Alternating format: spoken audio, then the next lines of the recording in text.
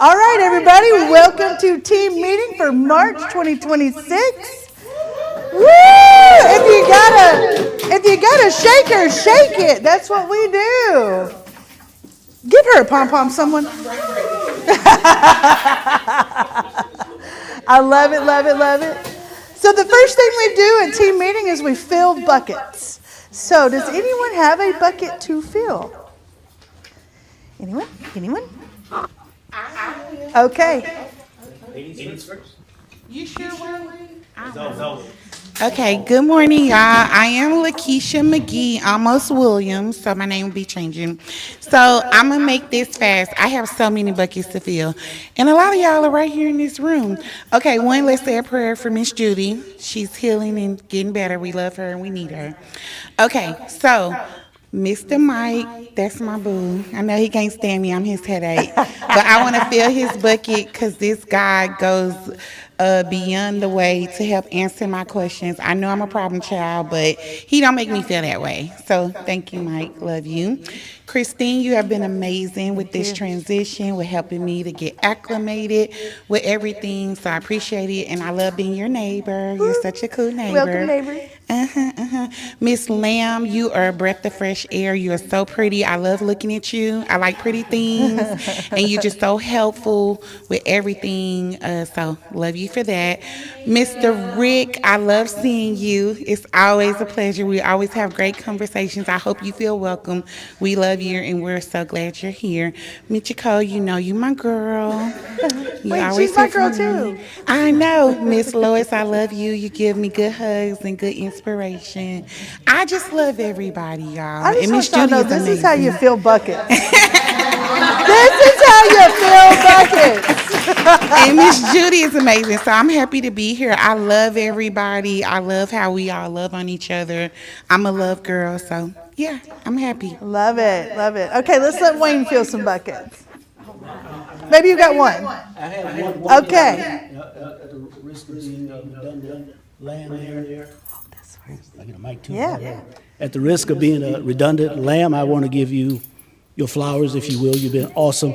Actually, if you will, all give her a hand. I appreciate Yes. it. Thank so you, much. Lamb. So thank you. I don't know what to say anymore. She is amazing. Yeah, I like to give a Lamb also because she's the one yesterday calling me and today's, the every time reminding, thank you for your call and reminding me today's meeting. I really appreciate. I like to fill the bucket. Mike also, where he go? Okay, yeah. Yeah, Mr. Mike also. I Every promise time I'm I not have in a trouble, problem. y'all. It's not me. Yeah. Sorry, Yeah. Voodoo. Yeah, and the Mike also, every time I have problems, I go and knock his door and he's helping me all the times. I love Thank it. you, Mike. Yeah. Okay, congratulations on your first list. Yeah, Your thank first you. closing. Yeah, thank you. And I like to do carry also. We're going to celebrate you in just a second. All right, any other buckets? I mean, now that y'all know how it's done. All right, well, very good. All right, well, let's keep going. Our vision and our mission is something that we like to share with the beginning of everything because this is how we operate. So our mission is to be the powerhouse where entrepreneurs thrive, leaders emerge, and where agents build lasting wealth. Together, we create the most connected, high-performing, and culturally rich real estate community. Our vision is to unite 360 top producing agents through bold goals, high standards, and a shared passion for growth. We empower our community of agents with elite training, culture, leadership, and support so they don't just succeed, they lead. That's my favorite part. And then this is our MVVBP. This is how our belief system is. So this is how we treat each other. And Rick, would you start with win-win, and we'll just go down the aisle. Everybody pick one. Win-win or deal. Perfect. That's right. Customers always fresh. That's right. Hey. Wayne, you want to pick one? Customer Commitment, all things. commitment in all things. Lois, let's go back down the other end. Love it. Come on in, guys. Michiko. Love it. You want to do teamwork? Yeah, together everyone is more. Perfect. Jackie, you want to read trust for us? That's perfect. That's right. Mike Serban, Indus. Success results through people. That's right. Results through people. I love this. And then it is our mission to build careers worth having, businesses worth owning, lives worth living, experiences worth giving, and legacies worth leaving. So this is how our MVVBP. Whoa, hello.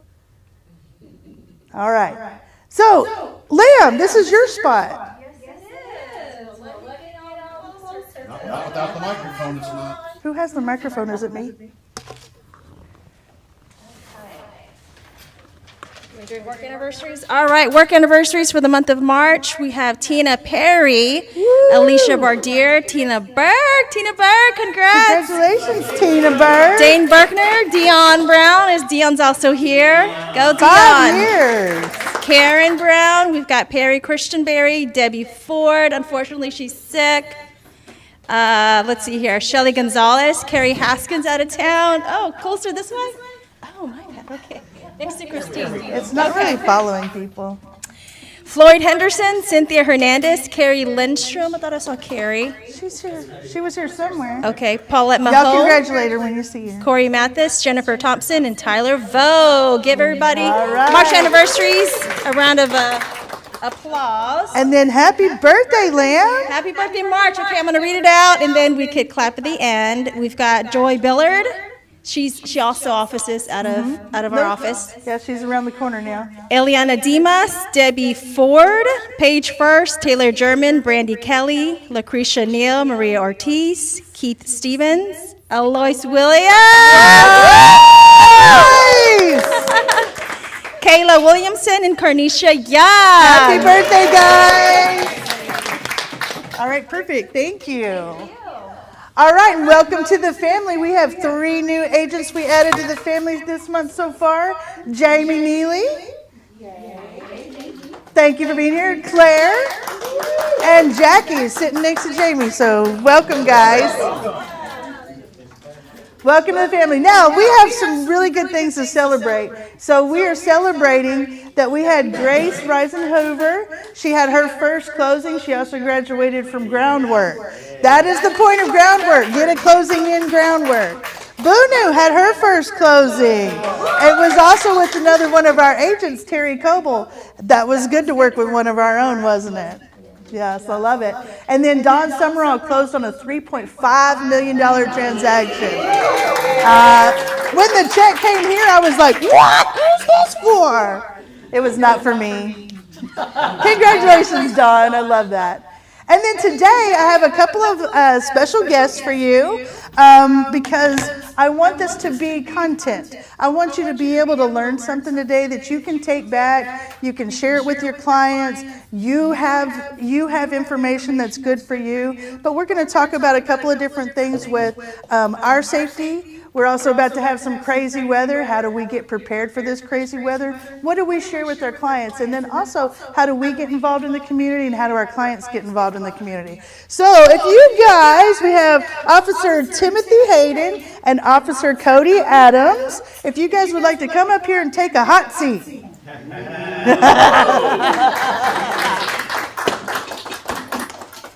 we have Marissa.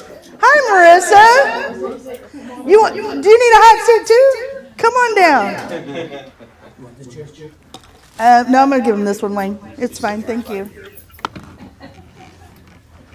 All right, Marissa, so you must be a community officer. Is that right? I'm not an officer at all. I'm just I'm a professional staff, so I am in charge of volunteers for the police department. We have over 300 volunteers that I manage, and so I host a lot of trainings. I get them through the programs, and I kind of diverse them throughout the whole department just to give them things to do. They love working for APD. They love our officers, and I'm also in charge of National Night Out. I'm sure many of you have heard, it's once a night, neighbors come together, they host block parties, our first responders, they come out to these block parties to get to know their community, and that's what really brings them both together, and that's why Arlington loves their police officers so much. Love that. So Ingrid is going to help me. Ingrid has worked with Tim before, is that right? Oh, both of them, okay. So Ingrid's worked with them before, and we're just going to ask them some questions and have some conversations with them. You guys are definitely welcome to ask questions. Yes, ma'am, already? Oh, really? Can you hear me? Is it on? Yeah, it's for the internet. It's not Oh, for in okay. here. Well, why don't we We're both will, but we'll Yeah. pass the mic around. Yeah. Well, first, let me go ahead and just introduce us, if you don't mind. Perfect. So I am Tim Hayden, not Timothy. And that picture's funny because I haven't thought of myself without a beard for a long time. And okay, I'll just say this because in the department we have policies. We all have policies, but our police department have a lot of policies. And policy is, what is it, half inch, quarter inch on the beard? Okay, so I did that, but here's the deal. You see the picture? I got like this chin here that I hate. So this right here, if you put your finger in there, it's about 1.5 inches. So I'm out of policy, but it gives me that chiseled jawline. It's called the beard. I love so it. I know. I love it. But me and Cody both, we're part of the Crime Prevention Community Outreach Unit. So obviously, we no longer are like just on patrol working call to call, but we did that for a long time. And Cody has a lot of experience with some specialized units. But I got in this unit 12 years ago. So it's an opportunity to actually communicate with people and help people with a lot of things. Is there something? No, I'm talking to Mike about the mics. Okay. It works okay. And so me and Cody, I'll let you tell that because I love how you always say it. So me and Tim have been doing this job for quite some time now. I'm Officer Cody Adams. I do the same thing that he does in the North District, which is the entertainment district where you have the stadium and the Rangers and Six Flags and all those different things over there. But I do the same thing, but on the north side. Me and Tim have been doing this job for 19 years. 19 years, we're classmates. We started from day one together and we're still rocking now. So it's just a wonderful opportunity to be here with y'all. But the biggest thing is it's good to do good work with people that you know and friends. So I see that y'all are a very close-knit group celebrating birthdays and accomplishments. That's the same thing me, Tim, and Marissa, we all like to do. It makes the job a lot more fun. So appreciate y'all having us here today. Love that, love that. Thank you. So the first time that we actually had an opportunity, we were introduced to Tim. He came out to one of our Smart Senior seminars that we had, and he gave us a lot of great information about driving, how far behind someone's bumper you sit, anything like that you need to be watching for. And I just wanted to share that we, Christine and I, put together some questions to ask them today. They've done a great job prepping for us in advance, but they also have things that they're going to be adding that may not be in our exact question list, but things that they feel are going to be really important to you as well. Perfect. Thank you, Ingrid. All right, so should we get started with the questioning? Please have a seat. Get comfortable. Dun, dun, dun. All right, so what safety, oh, yes, ma'am? Okay. What Did you wanna safety take these? precautions should realtors take when meeting a new client for the first time? Okay.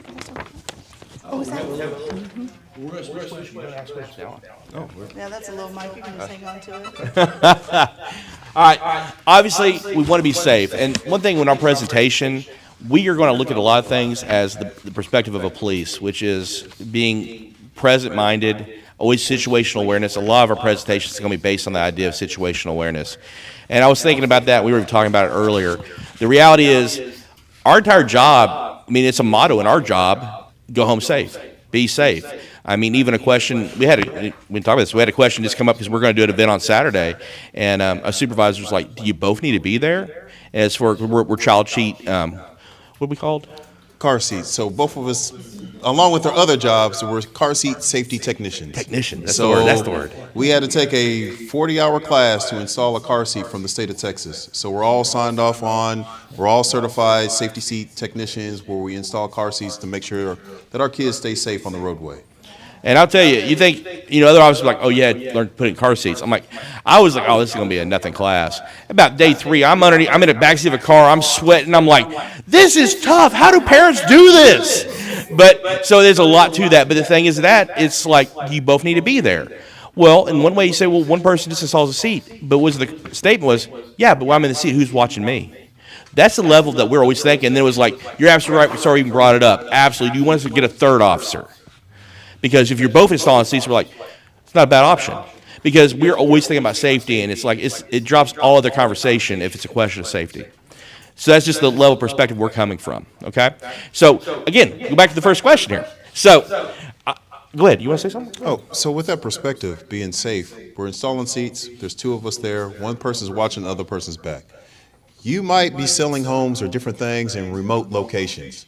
They might not be where it's high populated or city that we are in right now. With that being said, you need to make their own safety precautions. Maybe you need to phone a friend. Maybe you need to phone another person that's involved in the same unit that you are, selling houses. Hey, I'm about to mark out on the spot. I don't know if self-service is good out here, but I'm gonna let you know where I'm at. So beforehand, you already are making your plan.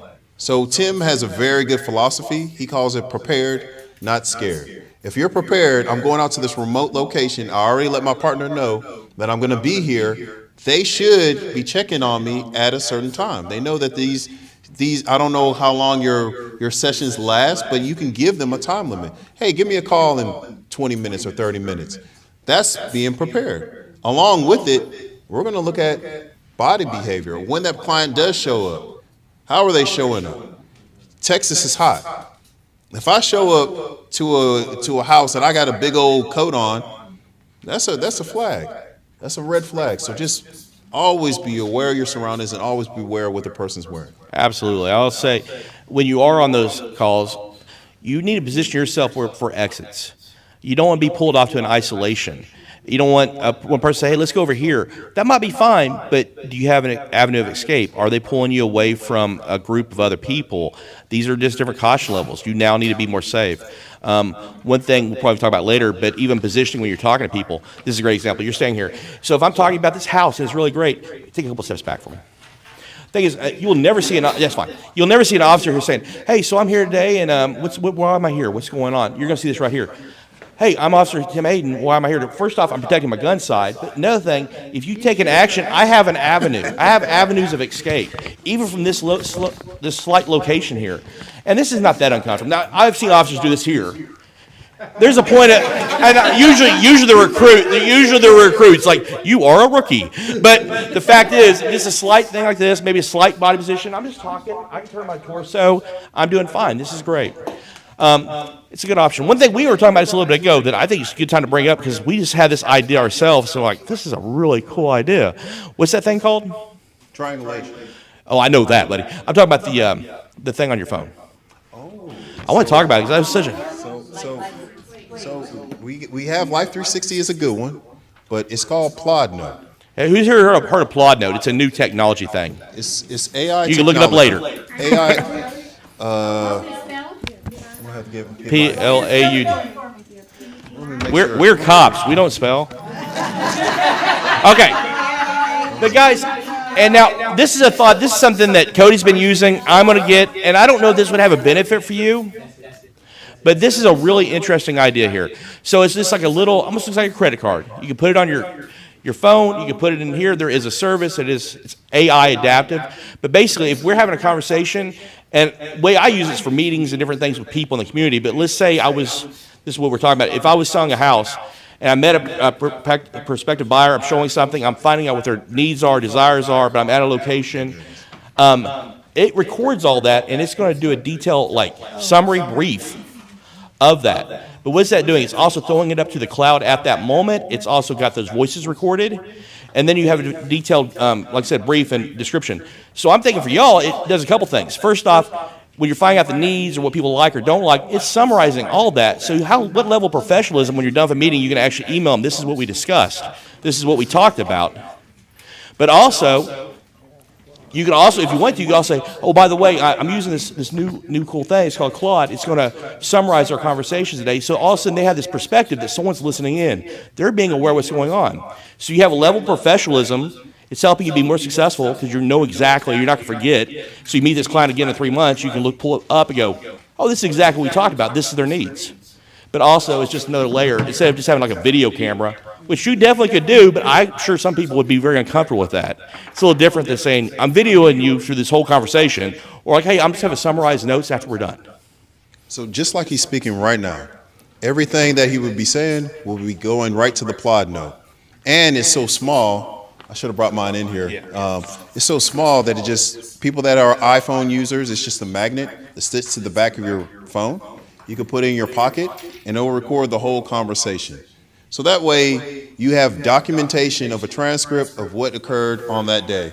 It's very nice to have versus everybody sees this big thing in the middle of my chest. All right, this is a camera.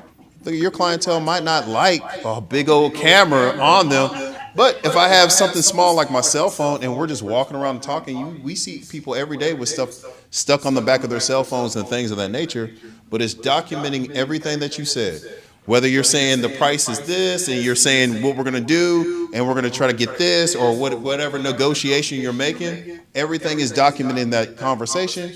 And then you have a written transcript about it after you're done with it. It's a very helpful tool that I've been using for some time now. Well, and this is one thing I just forget because I will forget. Also, for us with the body cameras, the greatest thing about that is when we get a complaint about us, like, hey, that officer picked me up, threw me on the hood. That's actually happened to me, and I'm like, I just told them you're going to get a warning and have a great day. I told them how to get to the Highlands to get some food. Well, the thing is, now you're recorded. So someone makes a statement that you did something to them while you were alone with them, or you just said inappropriate things. You have a recording of it. Besides a summary of it, I mean, at some level, that has a value. I would think it has to. I'm not sure how you all deal with that, but that's something else to think about. What was your question? With that bond, is that something that you would need to let them know at the time? Oh, no. This is Yeah, we are Texas. It is a one-party state. If you felt uncomfortable with that, that's what I was thinking. If you don't feel uncomfortable with it, great. If you did, you can simply say, hey, I'm recording a summary for this, or I'm creating a summary, which means that's how you do that. So you do what you can on your point. Yes, sir. Yeah, I have one. It's called Otter. Okay. And I use it for meetings, presentation, records it, it's really cool. It takes a transcript, Yeah. it's a summary. Yeah. within a minute. That's exactly right. And for us, like we go to, like, say if I'm going to a vape shop and I'm talking to them about their concerns and they're saying, I mentioned 4 or 5 things about bars on the wall or what's their top item stolen, things like this. I used to go back to the car and I would just try to write like crazy, and I don't remember. It's so much better. I go back, I could throw it in a folder, I could send it to them. It just shows a level and an understanding that I have that most people will not. So it's really beneficial for us. So it's a very good tool, especially when you're having these long conversations, walking through places with your clients and different things like that. That way you don't have to go back and remember it. You already have another tool that's helping you do your job. And then on the other side, it's helping you be safe. So it's just something to think of. And also one other thing, I know, man, we'll go forever on one question, but also I would say watch behavior of people. That's a big thing. Now, a lot of times someone might say something, they say they sound a little agitated. For us, a lot of times we're looking for multiple factors. If they maybe sound like they're a little hot, they're a little heated, I can deal with that. That doesn't mean a lot. But what if I also notice that they're also really ticking their leg, or they're making a fist with their hand? These are cross behaviors that I know are starting to cue up somebody. And maybe while I'm trying to evaluate it, I simply take one step back. I recheck X here, there. Those are good things. I mean, sometimes we look at multiple factors. So it's good because at least they all lead into each other. So those cues are very important. Go ahead. Well, I'd say you covered several. We're going to do it again, too. I wanted to finish question also in there is, should agents verify buyer's identity? Yes. As realtors, we have an app that's given to us with a multitude of realtor association called Forward. Yeah. So we can actually plug in that person's phone number that called us, and we can see if they have any criminal activity, how many different phone numbers they have, what else should we do to verify? Well, one thing I would say, I don't know how y'all do it. I would definitely, first meeting, I would meet them either here or in a coffee shop. I would meet them in a public place. I would not just say, like, oh, there's a vacant property. I want to rent this. Meet me here. I don't know. I don't think so. I do the verification. I don't know if that also would be beneficial to help with scam type situations or things like that. Whatever you can do to verify who people are, it's very important. You know. I would say from my own part of that, my husband and I do business together, so if I'm rarely going to go meet somebody alone. But if I am, I'm giving him the license plate number of the car that I'm meeting and just giving them a general description of who I'm meeting.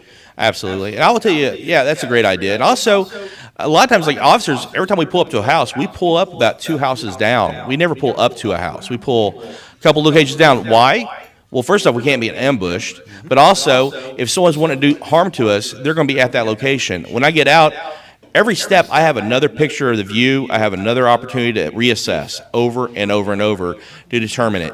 And that's something that probably people aren't expecting a realtor to do, is park a few houses away. It'd be a good opportunity just to have more evaluation time. And just like he's saying, you're evaluating the person. So you're just looking for behaviors. Just something that's small. If she has her hands closed together, okay, I'm looking at her hands. Oh, she opened them. There's nothing in there. Big factor for us. But the thing is, you're just scanning. You're just being, just like we said earlier, I'm going to say it a lot, you're being prepared. You're not scared. I'm just prepared. I already have a plan. She had a very good plan in place. If she's meeting somebody, she lets her husband know, license plate. She already has a plan in place. She's prepared for whatever she's going into. She's not scared. She's prepared. And I would also have the phone set up where you have that 1 or 2 trusted people where they have access to your location. So especially the person that's going to check on you, but also they can always pull up the phone and know exactly where you're at. Because with that 20-minute time frame that you call them and they didn't answer, you should be looking on that phone and say, wait, they're moving in a car. This doesn't make sense. Let's take action now.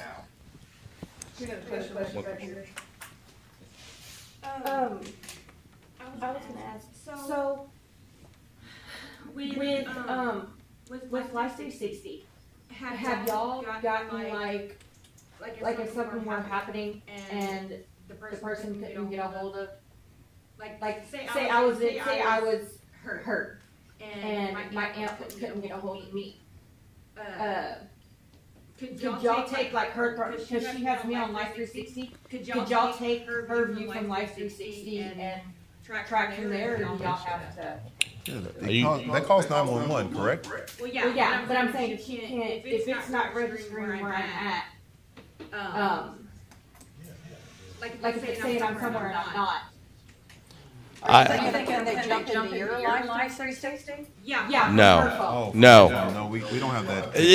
There's a lot of things like that would be kind of neat, but you have to understand at the end of the day, we are considered like the police, the state, the government at whatever level, and one of the number one things is the privacy issue and safety. I mean, sometimes that might be great, but we would never be allowed to. Even in situations where, like, let's say we get someone that's being kidnapped, and we call that provider, a lot of times we have to jump through hoops to say, this is an emergency, here's what we need to provide. It's very specific. And I mean, and sometimes you're like, it takes that much? Because sometimes they're like, no, we won't share the information. Now, if it's life-threatening and we can really articulate it, it is a kidnapping of a child, this is becoming an Amber Alert, I need their location now. But almost sometimes like that, we have to get a certain level of supervisor who have special ability to get that done. So some of that stuff's very challenging. So I have another question for you that actually applies to us. Now that it's nice outside, man, we do this all year, but we're now looking at doing more open houses. Oftentimes, agents are doing open houses for other agents that may not know that property specifically. What are some tips that you have for being alone in an open house? But the other part of that is kind of a follow-up, is what should we do in advance getting to know the neighborhood that we're having the open house in? Well, my big thing is I like to be prepared. So if you're not familiar with the area, you drive out there first. We're going to scan, we're going to drive out there, we're going to do a pre-plan. So I'm going to drive the area first. After I drive the area first, maybe you're not familiar with the house. If I'm going there beforehand, I'm going to go ahead and check out the house. I'm going to go to different rooms. I'm going to walk through here. I'm going to see my exits. You're just getting the lay of the land, what we call it. You're getting the lay of the land.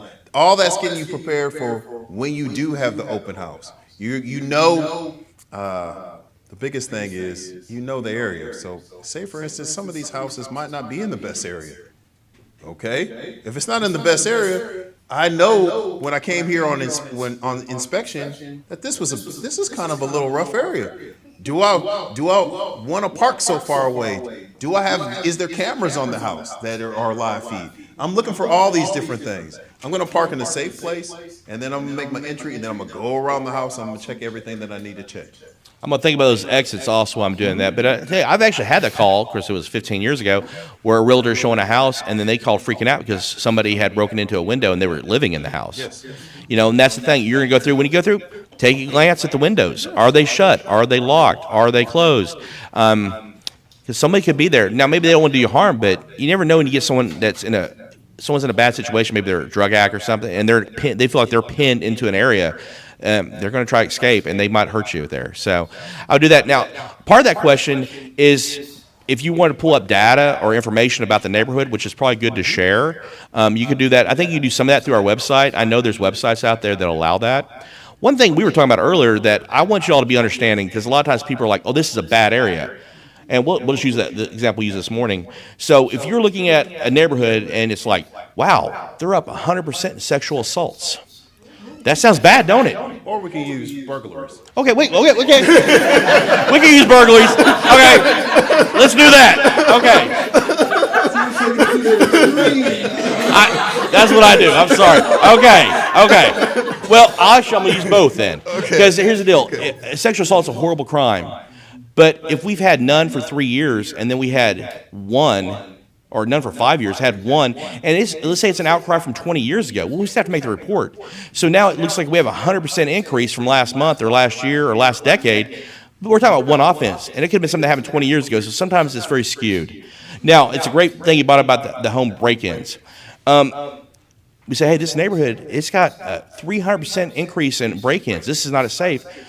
Well, what a lot of times that is, you have one renter house, and they have a friend that came over, and he's hit 10 different places this month in that place. So a lot of times you have it's like one bad apple, but it doesn't spoil the whole. This one doesn't spoil everything. It's just one bad apple that does a lot of crimes. A lot of times we make one arrest, and we've just solved 45 crimes and prevented another 30 over the next 2 months. So sometimes it's just willing to understand that when you're looking at your evaluations. Well, I want to ask a question along the same lines. Oftentimes, someone will say, I'm moving into the area. I'm moving here from California. What do you know about this neighborhood? Well, not much because I don't live there. We tell them to go to the local police website to see what kind of crimes there.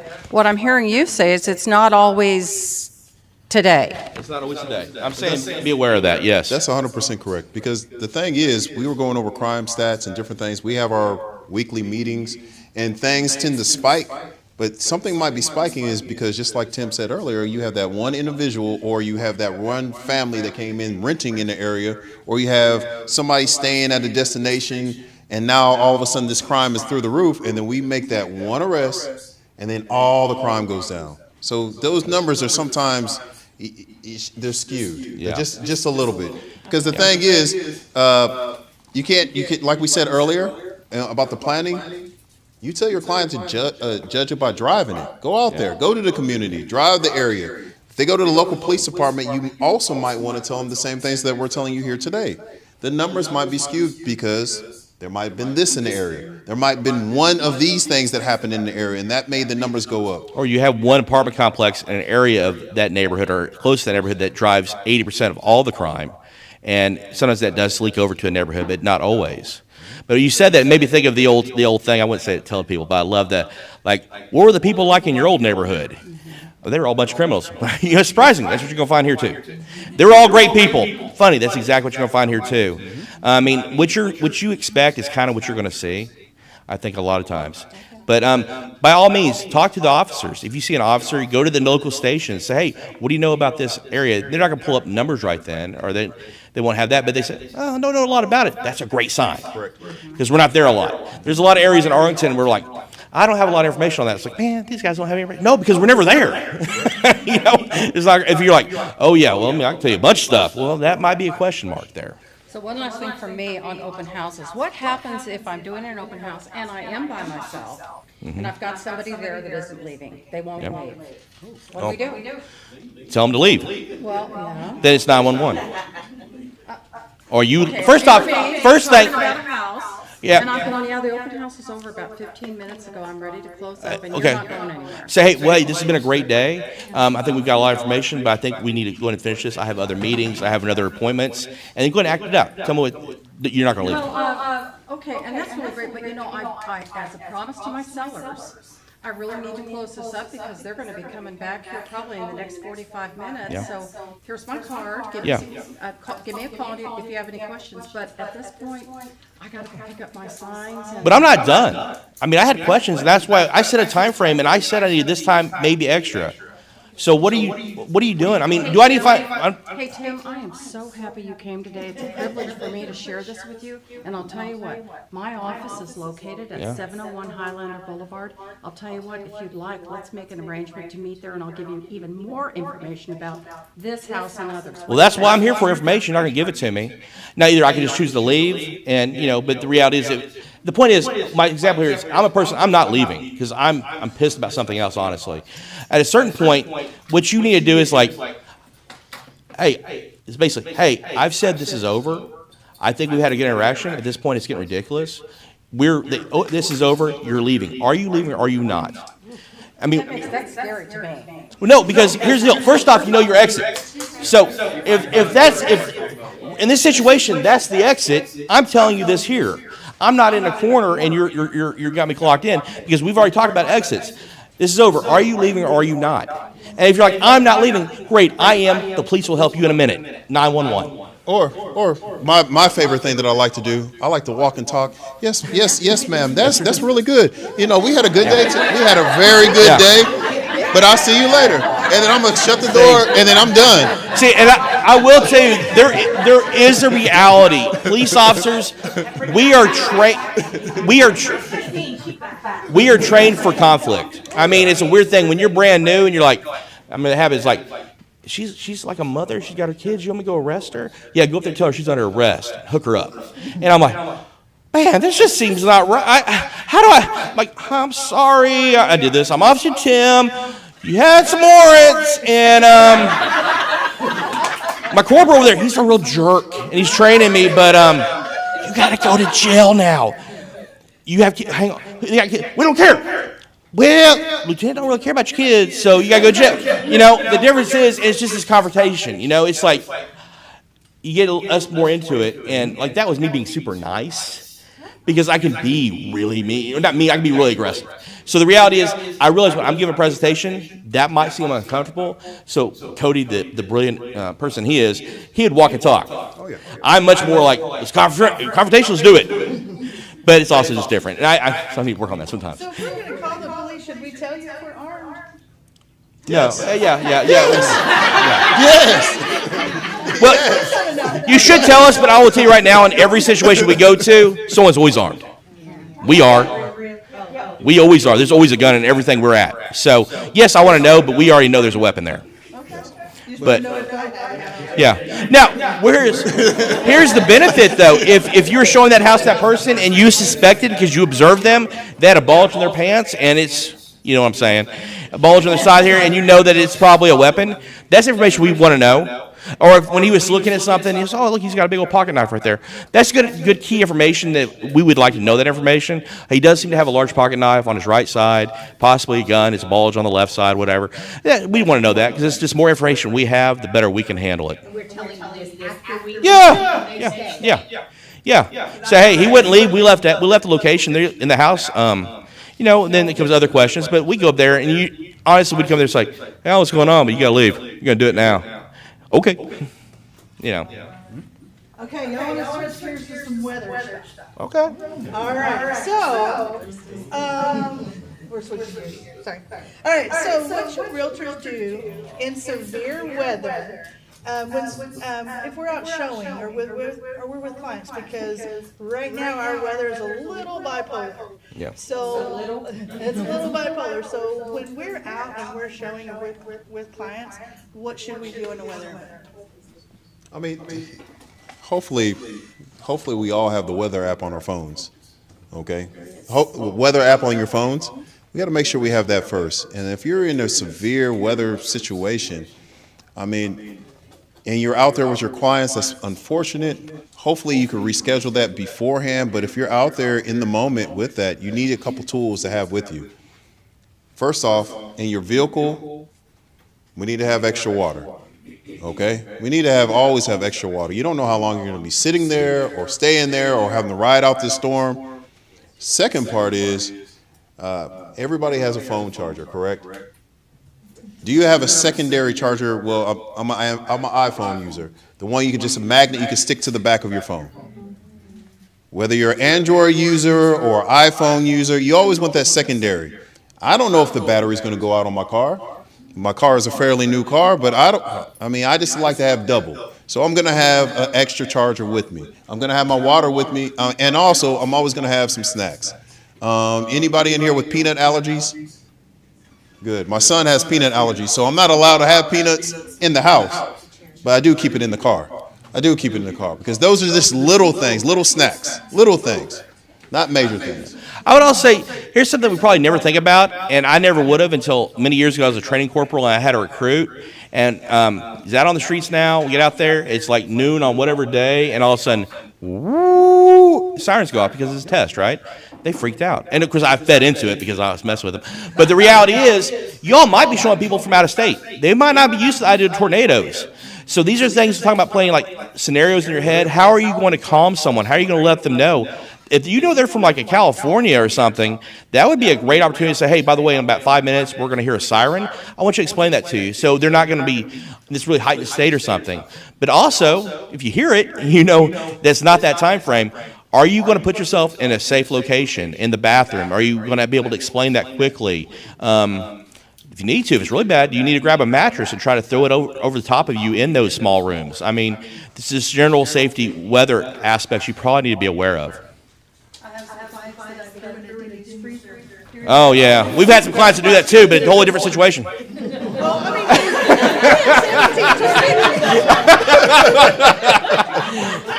Yeah, we had 17 tornadoes that day in Arlington, Wow. and it went down 287. That was Yeah. several I remember years that. ago. Yeah. And I was on 287 with some clients, and we pulled over to Denny's, and the people in the restaurant seemed oblivious to what was going Yeah. on until we ran in and went in the freezer, and so did they. Yeah, that's true. That was a bad one. Yeah. You did. Oh yes. Yeah, yeah. It's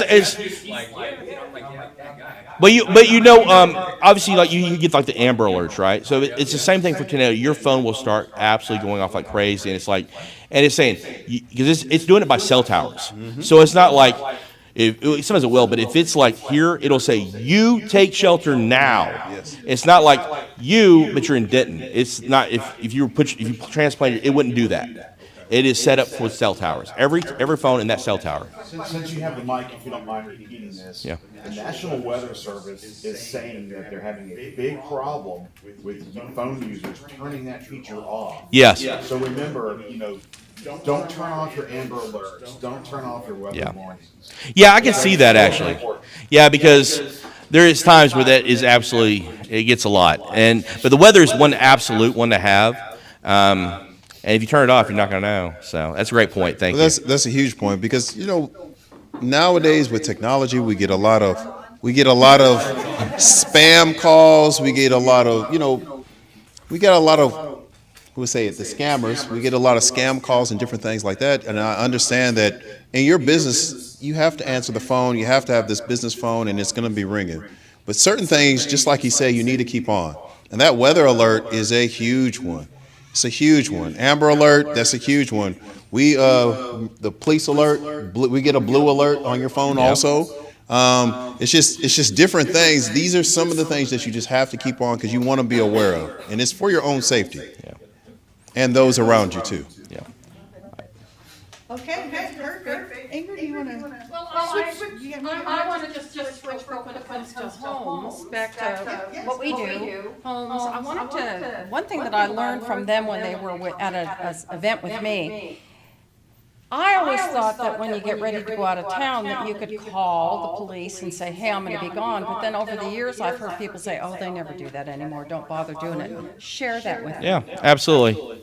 Go ahead. Yeah, that's one of the good things that we have. So if you go out of town, or if you have a business that's in the town, you can do a welfare check. Okay? Welfare check meaning, what state are you from? Washington. So welfare check means we're going to check on your welfare or welfare of your property. Okay? So you say, give us your location. Say, hey, officers, I live at such and such location. I'm going to be out of town for X amount of time. Officers will go by and check it. In fact, I had one of the individuals who have a business downtown. They said, hey, we're having a team, basically a vacation. Their whole team went on vacation together. They had a good year, I should say. Had a good year of sales. They all went on a vacation. contacted me. Hey, I'm going to be out of town from X time to B time. I have a lot of important stuff in my business. I want it to be safe. I'm telling you. And I was like, yeah, this is going to be a welfare check. And we're going to go by and check on your stuff all throughout the day and through the night. He came back from first he goes out of town and you feel a good peace of mind. Like, hey, my property's being taken care of. But the second part is he came back in town and his property was just the same way that he left it. So it was a win-win. And officers throughout wherever your clientele live throughout Texas, we do welfare checks all the time, and we do it on your homes, properties, and businesses. It's a very good tool that you should use when you go out of town or if you have a property. No. It's a 100% free. But it's free to use, but you just got to let the officers or let the sergeants or let the department know about your location and where you're at. But it's free to use. It's called a welfare check. It's not. Oh, what? So, The city police can do this? yes, and okay, it's called a vacation. It's called a vacation check, welfare check. We're gonna come right out there. I mean, but I'm saying because if you go to the city website, you can actually do it yourself. You go to the city website, you put like vacation check, and it'll have a form fill, and then you could call the station too. But things I would say put on there. Put on there, I'll be gone from this time to this time. Put emergency contact number for the home, basically. If there's a problem, you'd call this person. If you do have a vehicle, you can put in there, my Ford Bronco will be in the driveway, So when it pops up, because it pops up when I'm on patrol, it pops up in my area. And I'm like, I always like, great, I had a book. I pull it out, say from this time to this time. And I knew if I was working midnights, I was going to swing by that house 2 or 3 times just to make sure. But you can put a lot of information on there. Yes. So like for example, you can go notify the alarm company, and then they will dispatch you off. So is it best to do both? Heck yeah. Yes. Absolutely. Notify our alarm company as well. Yeah, you definitely should do that. Any emergency goes off, they're the ones that I never knew. Yeah. But the vacation, what does it really do? It enables an officer that's on patrol just to be aware. And they're going to drive around and they're going to know that this location for the next week is gone, no one's there, things like that. And also you can let a neighbor know or something as well. Yes, sir. Yeah, so bringing that up, when you do have, you're supposed to pay $50. Yeah, city permit, yeah. For a permit. So can you explain the differences of having a permit and not having a permit and alarm? I don't know. I was going to say. So many. I don't have that exact number, but it can't be a ticket. Yeah, I know that. Yeah, you'll get a ticket. You'll get a ticket. There's an exact number. So if it's 2 or something. I think it's 2. There we go. Yeah. Yeah. So you get so many chances, and then now you're getting a ticket. Okay, for not having that. And you think about this, because if someone doesn't pay for it, I mean, there's some houses, they just go off, and all of a sudden you're like, we've been out there 100 times this year. Realize that's a 2-officer call, which means 2 squad cars. And, South District here, it's a third of the city. So it's 100,000 people, if not a little bit more, and you might have, say on a Friday night, 10, 12 officers working, and let's say you have one major accident, that's 2 officers. They have to go to the hospital, that's 2 officers. Next thing you know, you have 6 people, and then alarms are happening 3 times a night for this one location, and that's 2 officers every time. There's a huge expense, and it really hurts our ability to help everyone else. So I think that, I don't know why maybe they charge for it, but maybe just so they have contact stuff. Maybe it's updated. I don't know. We have something else to add to that. What happens if realtor sets the alarm off, not somebody breaking into the house? I don't know.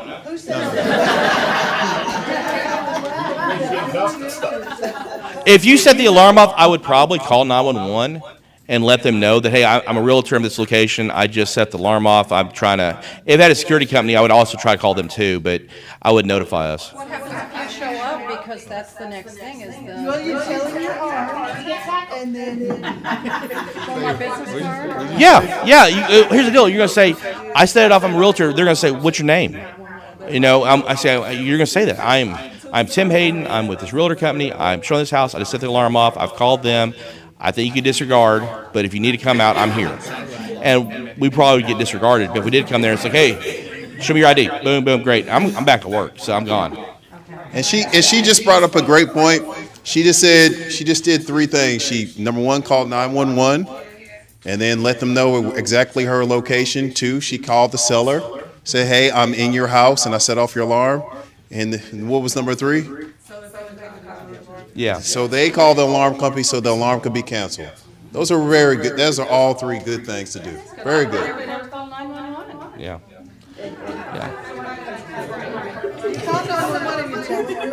Yes, sir.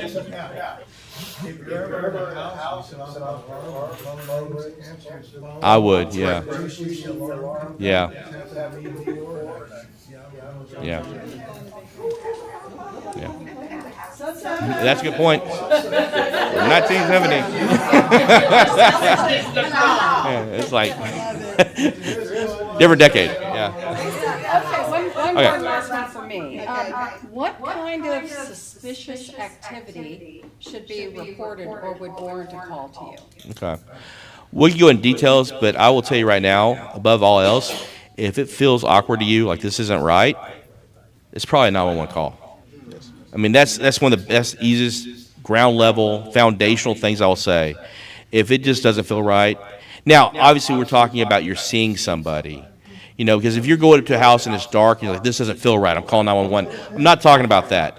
But what I am saying, you listen to that signal and go, I don't feel comfortable getting out of my car and going to this location. I need someone to come here and help me, back me up, or I'm going to call whoever and we're going to reschedule this.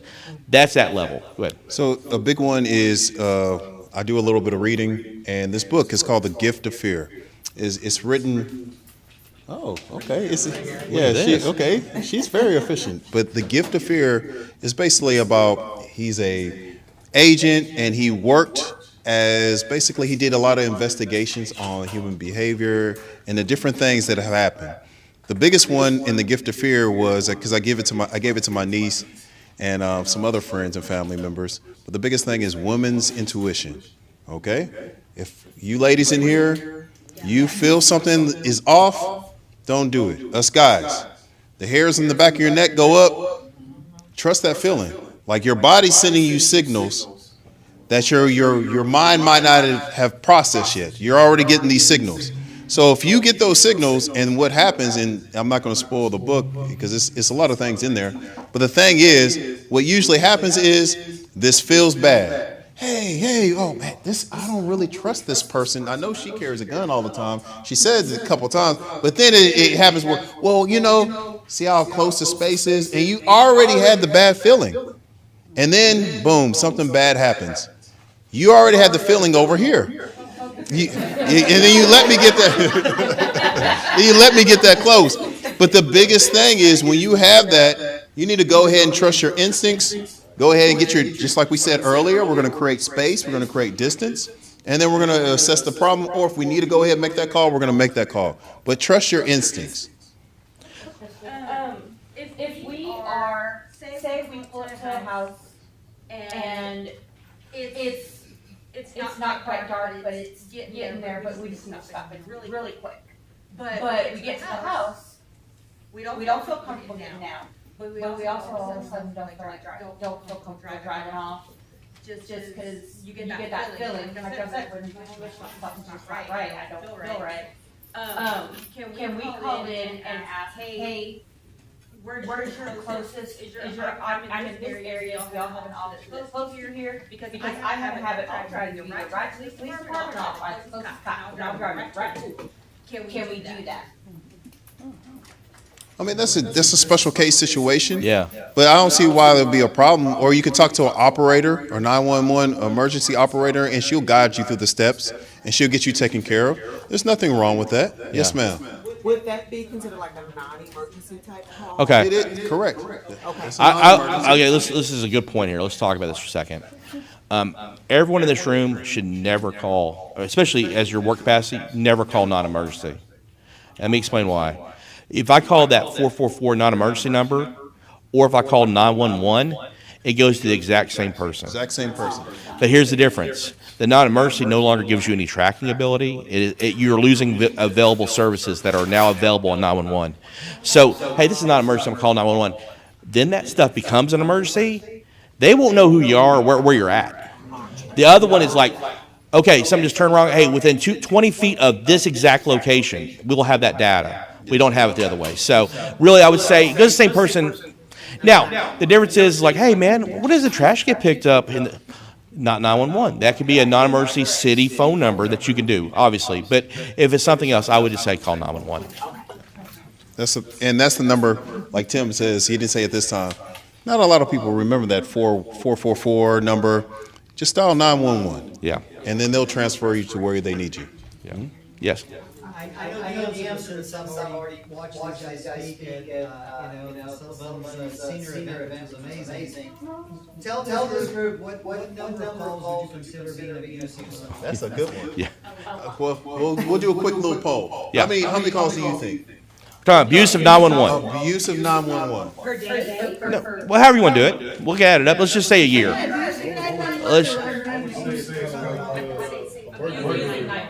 What? 2 times, 2, 3 times? 100 times, is that a month, day, or year? 100. 5 calls a day, which I can't do math. That's probably like 600. Okay. I would say for one person. Yeah. I would say probably 20. 20 a day or a year? Just in general. Just 20, so that's a year. Okay. We have people in our society that have some serious issues, mental health issues. And some of them have a real fear thinking that either they're just lonely and they want to call us, or that they think that everyone's breaking their house, whatever.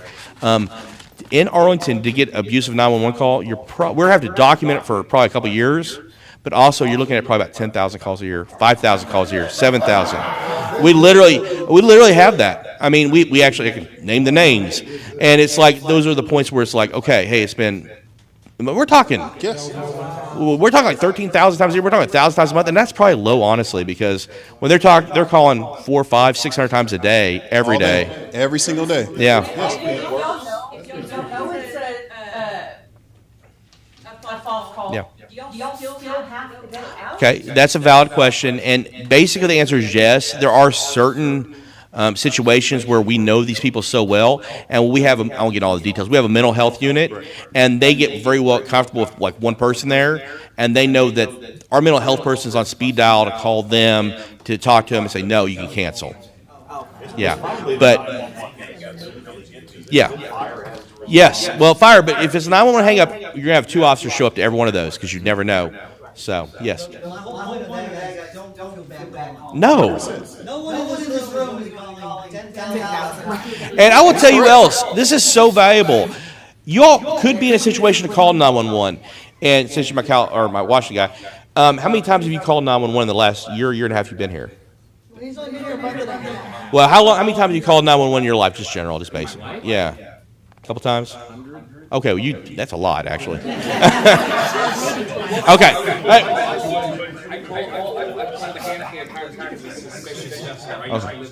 Okay. I should know. Yeah, we don't count. Okay, so 2 times. All right.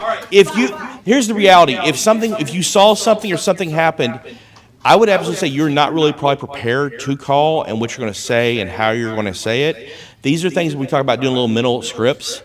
It's a good thing to practice. Because when you think about right now, if I said, okay, let's do a thing, I'm this, you're calling 911, you probably sit there and go, okay, first thing I'm going to do is I'm going to say my name. I'm going to say what the situation is, the location, the direction of traffic. You could probably do a lot of things. Oh, yeah, sure, he's wearing this. But here's the deal. In a situation where if I was going to bang on the table, I'm not going to do it to y'all. If I really get you in a heightened state, and I'm like, give me every information right now to save your life, you're going to be like, I have not prepared for that. Prepare yourself. Practice. Say, hey, if this was to happen bad, if I go into this and I'm running out of this house because someone's in there doing this, right now, I remember the address. I remember what side of the street, what I'm driving, what I'm wearing, what they're wearing. Can you do a mental prep? And we do have a lot of things for safety. That's what we're talking about, going in a house and you're searching. You're thinking about my exit strategy. How am I going to prepare myself to be safe here? Or if someone comes up to you like that and you're like, you have a second, you've already practiced it 20, 30, 100 times, hundreds of times. Door's here, I'm running here, I'm going out here, I'm doing this. You already have your phone in your hand just to be safe, however you want to do it. So play those mental games and practice that. But 911's, because I had that a couple of years back. I called 911 because it's like I got off work, it was a busy night. I'm on the thing all the time, but I never called 911. This is probably like 10 or 15 years ago. And I called because the light was out. We were having light problems, and I was on the way home. I'm like, I'll call. I called, they go, stage name emergency. Yeah, this is Tim. Well, how the hell did I say this? I'm like, Tim. This is Tim. And I'm like, this is really bad. And I'm saying, I know how to do this. I do this all day long. I'm like, it's 5:42, Baker. I'm off duty. I have a light out. I'm like, I can do it like work, but I can't do it like a person because I never practiced it. And I'm like, okay. And they're like, what? I'm like, yeah, I don't have to call 911. They're like, okay, yeah, it is Tim. And I moved on. But I'm saying preparing yourself like that is so valuable. 100%. And just in closing, so everybody in here has a phone. Yeah. This phone is more than just calling and dialing and doing your different things. This is a major tool. Okay? So, a couple apps that you need to have. You need to have your weather app. And the big one is maps. So some of y'all keep your phone cluttered with a whole bunch of different apps and Twitter and different things. But the thing is, if you need to know where you're at, you can just push your maps and it's going to show you exactly where you're at. You're going to know exactly where you're at. You can have it set up where you can do a speed dial to call 911. You can have it where you're talking to your client when you first arrive and you're like this. You can take a quick snapshot, put the thing up, turn on your pod note, and then you can go on about your business. But what we're trying to get you to do is use the stuff that you have as tools. Be prepared, not scared.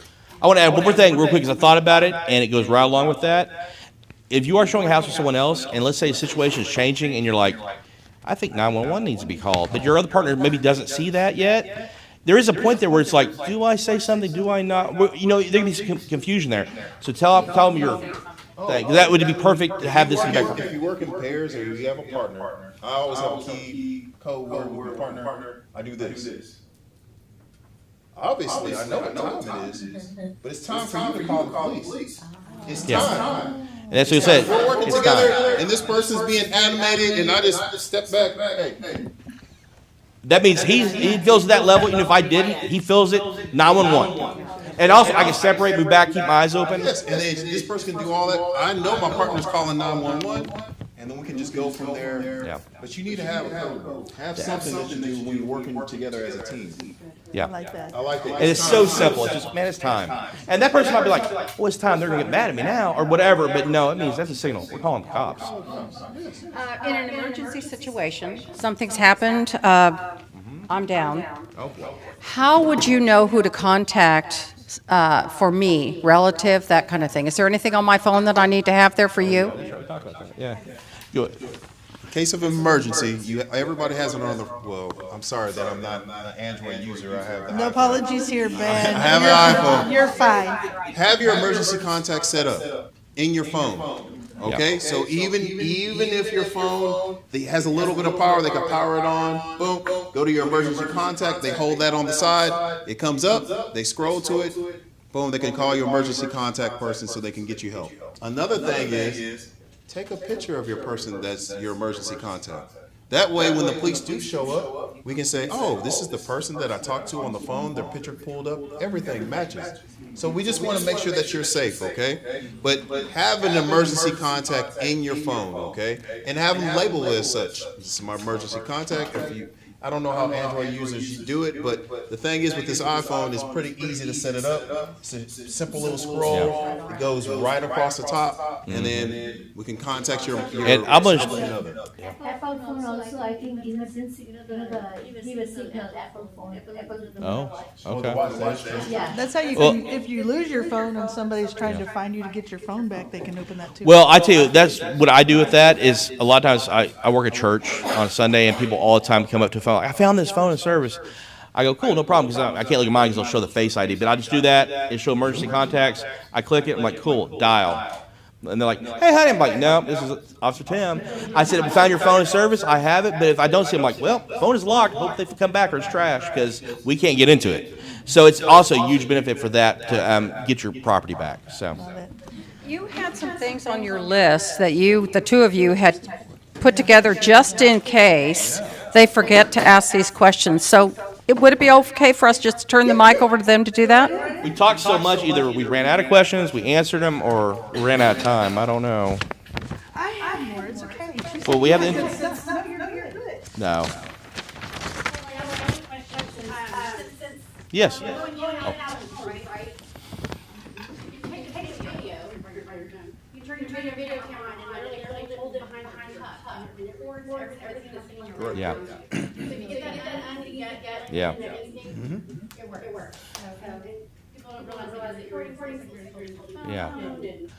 And Cody brings that up because even if you're not recording by doing that, you're making people think I might be being recorded right now.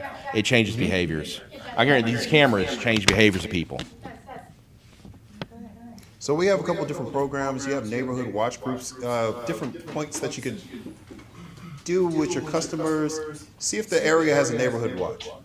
And if they don't have a neighborhood watch, it's very easy to create a neighborhood watch, especially if you get in contact with one of us.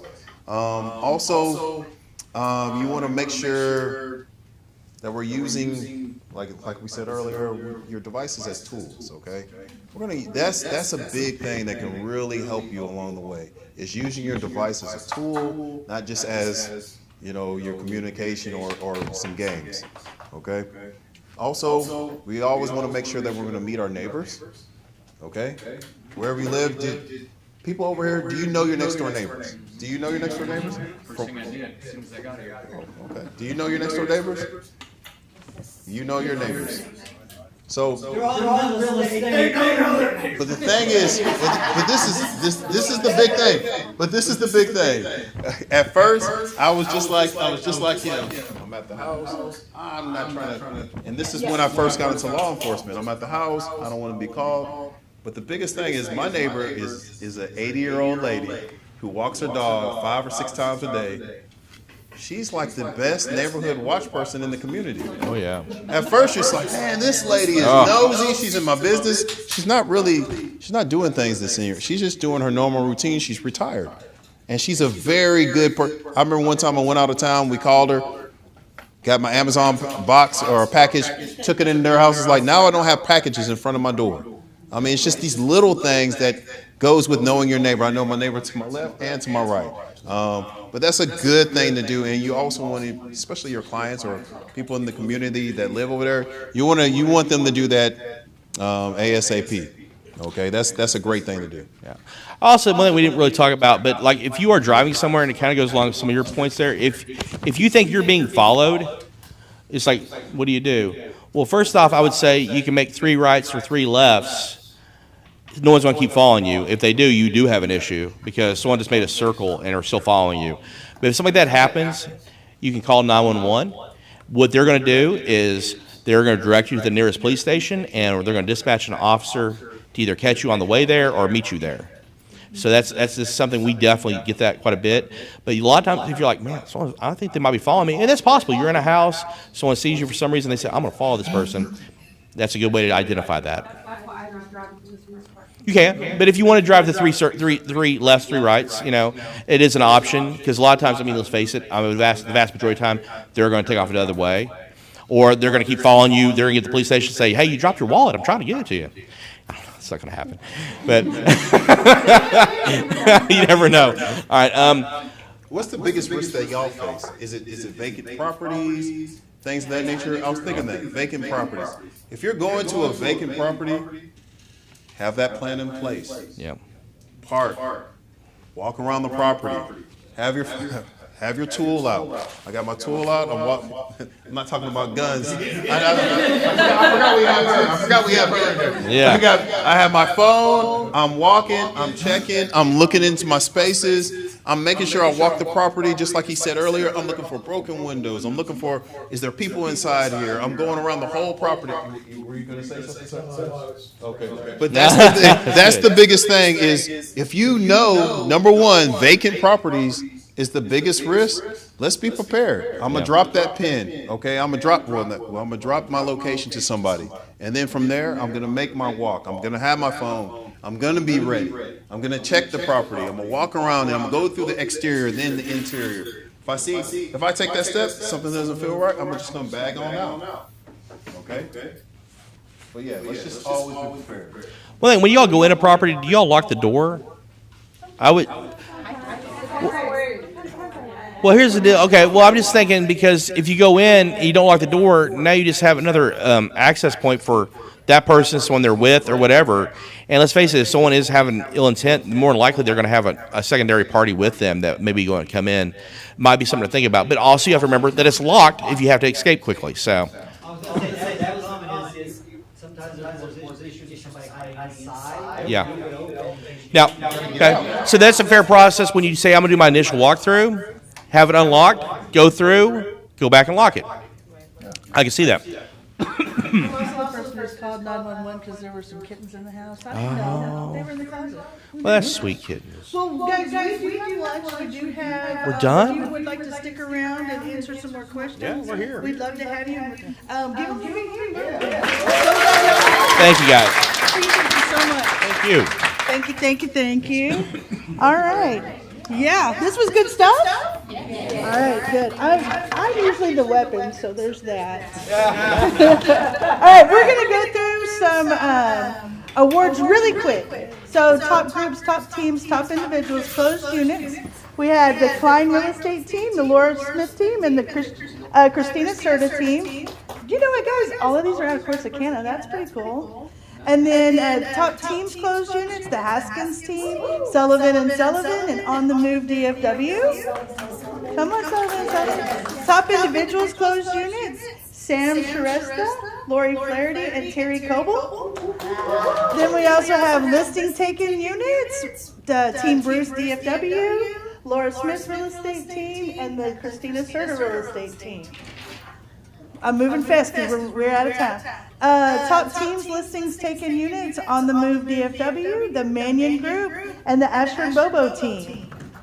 Top individuals taking listings taken, Carrie Lindstrom, Carnisha Young, and Lori Flaherty. Way to go, Carnisha. She's right here.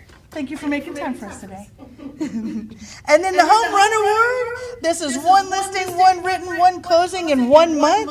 Amanda Ryan, Anna Valdez, Brad Masters, Christina Serta, Claudia Rottenberger, Dennis and Melinda Miller, Erica Cervantes, Ingrid and John Sullivan, J.P. Briere, Lakeisha McGee, Laura Smith, Lori Flaherty, Michelle Klein, Ray Bobo, Tina Berg right here, and Valerie Harris. So congratulations, guys. We also have the Grand Slam Award with Christina Serta, which means she had one listing, one written, one closing, and one recruit in 1 month. So I know we haven't had that award in a while, so we need to get that one back. And then our agents that capped this month, Jenny Russell, Mike Mannion, Jackie Jennings, and Alicia Bardier. We had a groundwork graduate, Boonu, congratulations. And then our culture award goes to Tina Berg this month.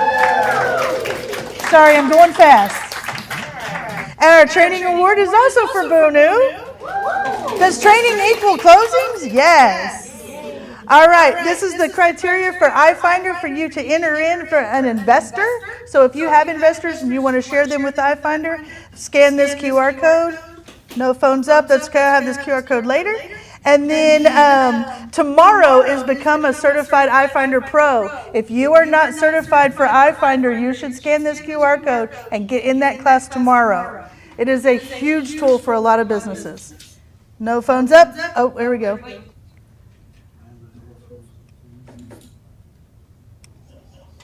Okay.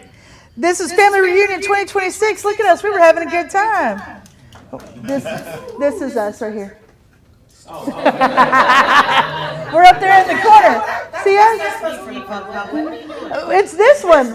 Where's the bad lighting on that one? My God. We don't even know her. All right, so. No. This is the vision speech slide. So if you miss Family Reunion or you want these slides, scan the QR code. I will also have this QR code later. It's in Connect also. Okay, good. Thank you. And then some of our announcements, don't forget, April 3rd is Good Friday. The office will be closed. April 16th, social media with Amanda Ryan. You should definitely be here for that. And then May 14th is Red Day. We're going to start signups for Red Day. Okay, good. And then May 20th and the 21st at the Mark in Southlake, we're going to start the Leverage Series. This is career visioning. So if you're talking about growing a team, building a team, career visioning is for you. Red Day, this is for insurance. We'll have this QR code later. Canva Templates Library, we'll have this QR code. And then we have a title, Half a Minute, Carlos. I know, great, two things. One, guys, last month I mentioned how effective March 1st, the local government was mandating that all title companies in the country were having filed for FinCEN reporting. Okay? If you don't know what that means, then don't worry about it, because if you read your Texas Realtor Focus email today, effective last week, there was a federal judge that vacated that enforcement, at least for right now. We're anticipating for that to eventually go back, and these transactions, it's these cash transactions done under an LLC. We do not have a choice. But what's impacting us right now is that title companies like us, we had to invest some money into preparing to start reporting just to be told not to right now. So it's a little bit frustrating, but if you see handouts on FinCEN, that has been paused. And really quick, inspired by today's speakers, I like to watch the news at least once a day to find out what's going on in the city. And NBC5 had a great quick video last week. One thing that you guys may not realize on your phones, every one of you right now, chances are if you have an iPhone and you scroll from up down, you can put on airplane mode. Well, that blocks anyone from tracking you, so if your phone gets stolen or they take you. So there's a way to disable that really quick under your settings. I'm happy to walk you through how to do that because they did that. I was going to show it now, but I'm running out of time. So send me contracts. Thank you, Carlos. We appreciate you. And then Jason's not here, but we have great sponsors. We have a lunch sponsor with Tarrant Roofing. Are you ready to go? Or you got like 30 seconds?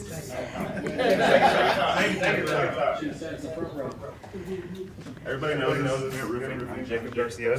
Hi, Jacob. Super excited to be here. We make the roofing process stress-free, from our initial free inspection that's in here to working with insurance companies, completing the install, and handling everything while keeping communication clear. So please give us a call. That is a great one. I love it. You nailed it. Leslie, you got 30 seconds? So I'm Leslie, Scripture Foundation. I know you guys know me, so I'll make it short and sweet. We do the complimentary inspections, transferable warranty, only do work when you really need it. Been around for 23 years. That's my highlight reel. And we only do work when we need it. Did I already say that? Yeah. Okay, I'm going to now use the rest of my time to tell you that I brought cowboy cookies. What are they called? Chocolate chips. I'm like, they're chips. What are they called? And then we also have brownie bites. Don't get them confused. And then we also have cupcakes. And then I would like a selfie. Okay? Okay, yeah, do the selfie. Okay, here we go. Go this way. Oh, come in. Do I have everybody? Okay, ready? 1, 2, 3, cheese. All right, and then Anne Marie was here yesterday with Farmers, but she left us this amazing prize to give away. Rick, would you choose a ticket? You can choose your own if you want to. I couldn't bring that up here to get my blue ticket. Oh, Rick, pick mine. All right, 943 690.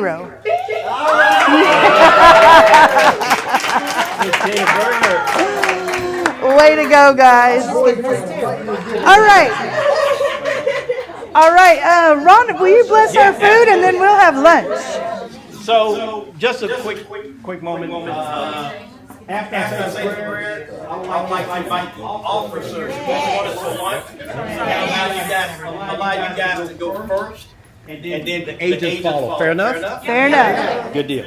Heavenly Father, we want to thank you for this day. We want to thank you for all the things that you have put in front of us, and we have taken the courage to walk and accept the things that are in your grace and that are in your mercy, Heavenly Father. We come together today to thank our leadership, to thank all of the agents that are here, and thank the officers who took the time out to keep us safe and share their knowledge with us, Heavenly Father. Some of these things we take for granted, and they are just reminders of today that we don't take our safety for granted, Heavenly Father. We want to also thank you for the food that we're about to receive and the blessings